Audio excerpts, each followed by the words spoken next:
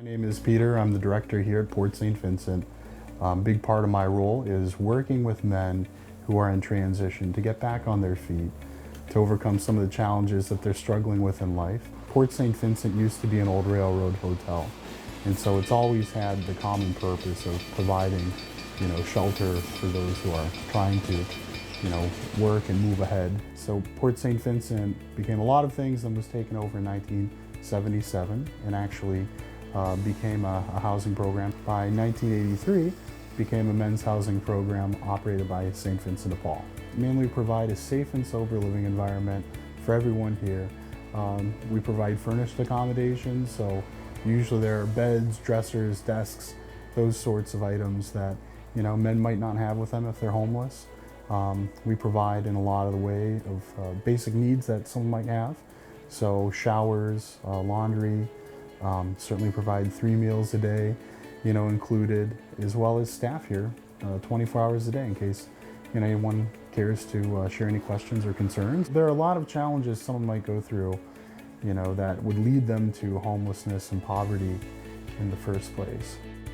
I lost my job and then I had difficulty maintaining my housing. Well, I guess the biggest thing for me is regaining stability, having the meals every day, having supportive staff that's here like 24 hours, having a roof over your head, having a place to stay.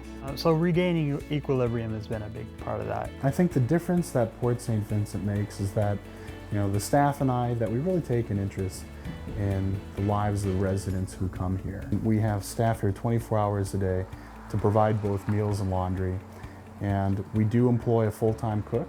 We do certainly have a breakfast, lunch, and dinner, and a variety of nutritious meals that men can enjoy throughout the day. The first step in the process is that, whether a man hears about us from a case manager or from a buddy on the street or from a relative, it's just a phone call away. They can sit down and talk with me.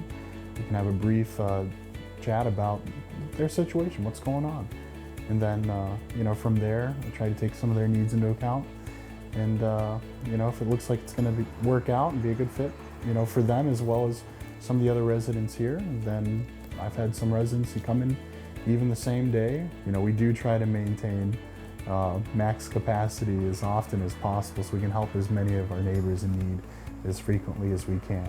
Especially in the wintertime, I know it's going to be pretty busy. Residents here are our neighbors. Their sons, their fathers, their uncles, they're men of all stripes. There are a variety of volunteer opportunities. We have groups that come often. Some like to prepare meals, some join us for holidays.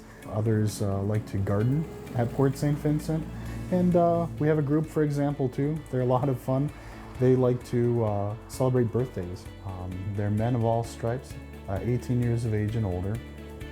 Men who are looking and motivated to make some positive changes in their life. That said, if someone is truly, putting in some effort to improve their circumstances, move forward in life, St. Vincent de Paul has Port St. Vincent to be that port in the storm, so to speak, so that men can get their lives back together. And formulating a plan is probably one of the most challenging things, I would say, for any resident here.